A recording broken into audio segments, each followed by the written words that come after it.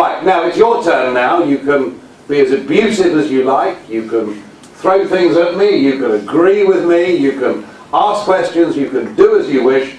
So let's open it up. The floor is yours. Yeah, I heard you talking about that we should focus on a global economy instead of just a European economy. But things as they're being now, like China's coming up, India's coming up, and they work for 50 cents an hour. We have social standards, laws for environment, so on, so on. Isn't it more agreeable to form a European trade bloc as to oppose these new coming economies that work for nothing? It's interesting that you ask that, because most people think that the European Union is a free trade area. That's what most people think. And indeed, my parents, when the Brits had a referendum on this back in 1975, my parents both voted yes, because they were told they were voting for a free trade area. They never were. The European Union is a customs union, not a free trade area. Now this is a point that the general public don't get. Interestingly, it's a point that many businesses are only just beginning to hoist on board. But the difference, of course, is fundamental, isn't it? That you and I can form between us a free trade area. And we can agree to operate with each other on a certain set of rules. And that's fine, because we both freely enter into that. No problem.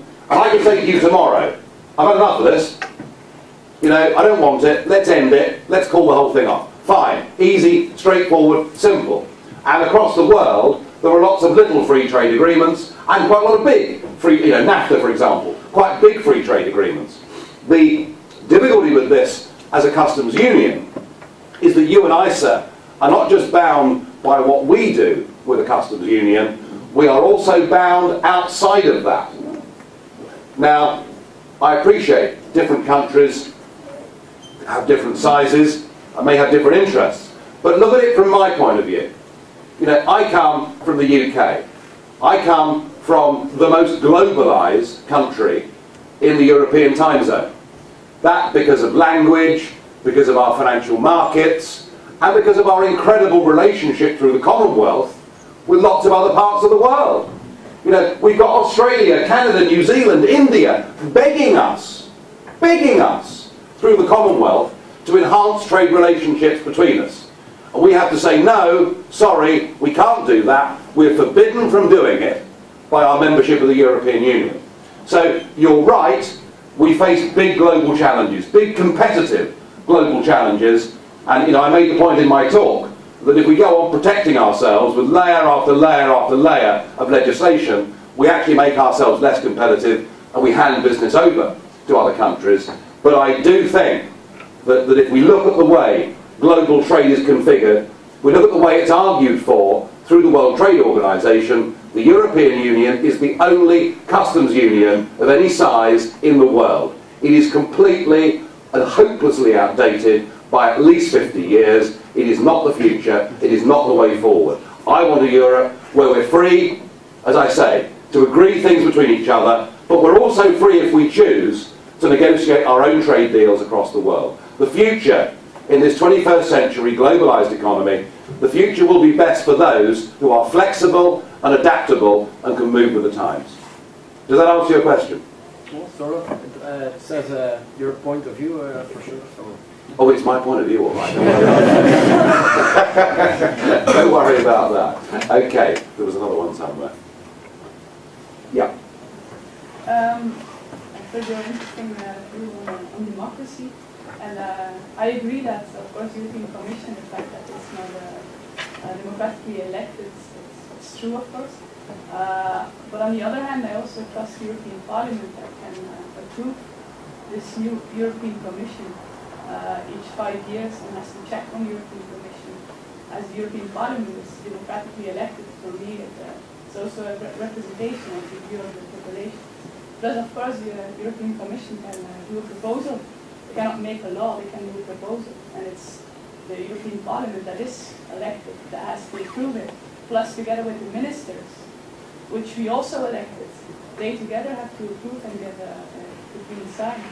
So if you don't agree what happens in the European Union, the decisions that have been made, you just don't find enough support, but then again, that's also the consequence of democracy, I think. Well, I mean, let's just remind ourselves of one thing. That, and I'm going to repeat this because it's true, and I think it has a bearing on your comments. Let's just remember that the European Commission, the bureaucracy, has the sole right of initiative. Only they can propose legislation. Only they have the ability and the power to propose the amendment of legislation. And then, yes, you're right, it does come through the European Parliament, but the European Parliament itself does not have that power and does not have that ability. Now, your other argument that, that somehow these commissioners have democratic legitimacy because the European Parliament has voted for them, sorry, I don't really agree with that. And we've had a long-running exchange, my friend Mr. Barroso and I, who I do like in a way, because he's got a good sense of humour. He needs it when I'm around. And you know, and I keep saying, but Mr. Barroso, you have no democratic legitimacy. And he keeps saying, but of course I do.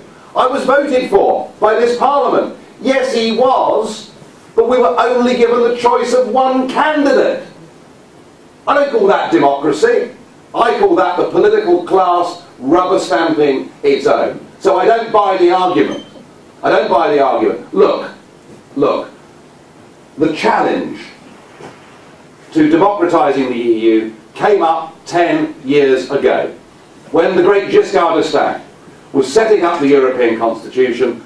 Had the people who were behind this project been Democrats, that was the opportunity. They could have democratised the European Union, they could have made the government of Europe come from the Parliament itself, they could have made that democratically accountable once every 5 years at European elections, they could have transferred the role of the Commission into being the civil service that actually carried it out. They could have turned it into a proper democratic form of government, and I challenged them again and again and again on this. And I said, if you do that, and if you put it to referendums of the peoples of Europe, you may well win. You may well inspire people into thinking that something of value here is being created. I said, I won't want it myself, because I believe in something called the national interest. I won't want it myself, because I don't want a European flag. I don't want a European anthem. I want my own. Thank you very much indeed. But had they done that, they may well have won. They didn't do it. Because right from day one, this project was set up by a man called John Monnet. These people are not, I repeat, undemocratic. They are anti-democratic. They hate democracy. They see it as being inconvenient. Because once every 4 or 5 years, a government that's taking this course is replaced by a government that takes that course. They didn't do it. They will never do it. And that is why we have to bring this whole thing down. It is damn dangerous. It is now turning into something that is subjugating the peoples of Europe to a new system of government which increasingly resembles the one that mercifully fell to pieces in the Soviet Union 20 years ago.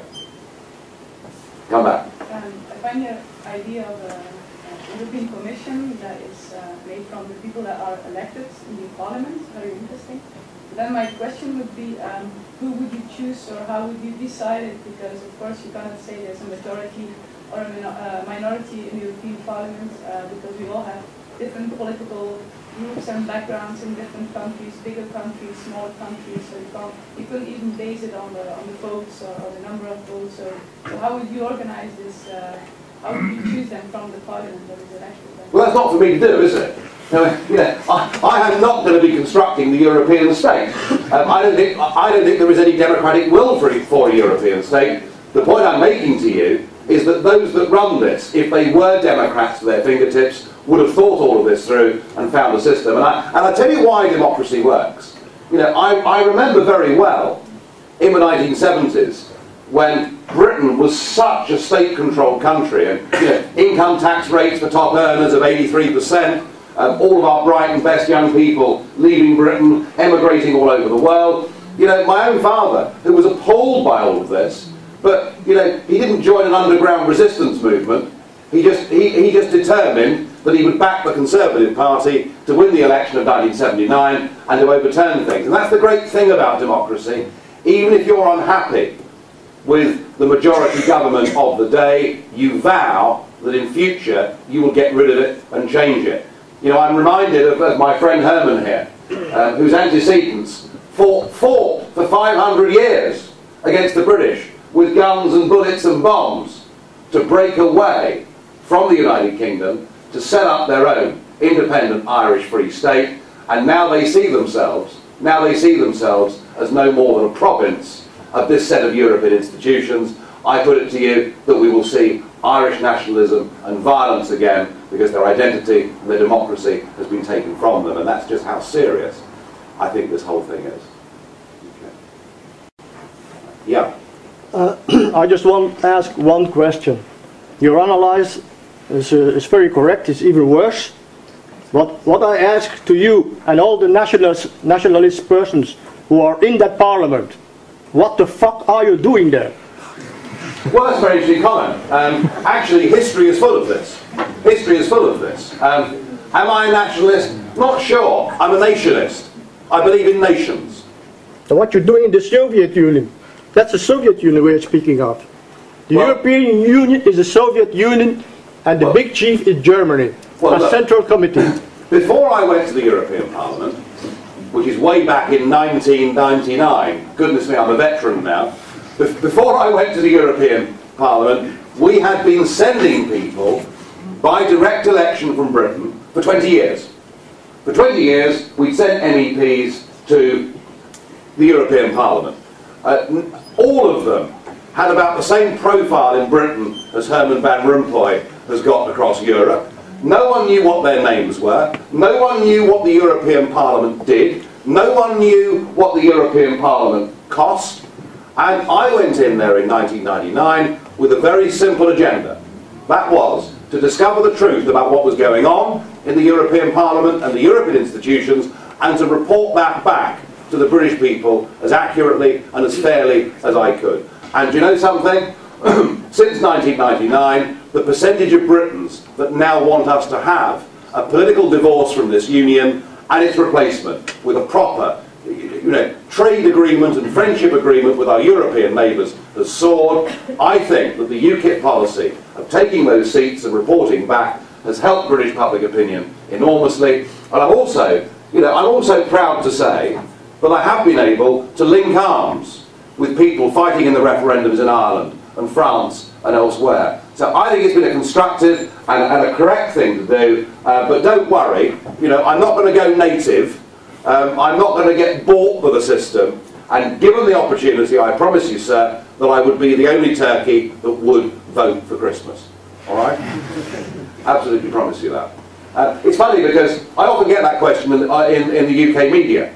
They say, well, how can you go to a parliament that you don't think we should be a part of? And I point out that Alex Salmond, the leader of the Scottish Nationalist Party, was a member of the Westminster Parliament for over 20 years. Alex Salmond quite happily went to Westminster as someone that didn't want to be there. There are in fact, through history, quite a lot of precedents for it. Yes, but through history of persons in Ireland, they didn't go to the Parliament in Westminster. Well, Sinn Féin, you're right, Sinn Féin did adopt the not take the seats policy. However, before that, there was a man in the 19th century called Charles Parnell who did go to the Westminster Parliament, and he decided to use the rules of procedure in the Parliament in such a way to try and make Gladstone's life completely miserable and totally hell. And in fact, poor old Gladstone, I mean, he tore what was left of his hair out, and in fact they nearly got the Irish Home Rule Bill as early as 1885. Parnell's tactics very nearly worked. What in the end got Ireland its independence? Yes, it was partly the big Sinn Féin vote of 1918, but actually it was the after effects of a massive world war. So attending parliaments and causing trouble can do a lot of good. And when they changed the rules, and when they changed the constitution of the Lisbon Treaty, I got a meeting together of like-minded MEPs. And I said, look, as far as I'm concerned, it's no more Mr. Nice Guy. We have played with the rules in all the years that I've been here. They've now broken the rules. We're now going to give them hell. And that was when we started with, we had our big demonstrations and our referendum posters, and they started fining us all and the usual sort of thing. Unlike the Westminster Parliament, When we really frustrated their procedures and put in speaking requests to keep the Parliament open all night, all they did, of course, was just change the rules. Because there are no rules in this European construct. This is, what we're up against here. We are not the nationalists. Those of us that want our nation states are not the nationalists. What we are up against is a new phenomenon. It is called Euro-nationalism.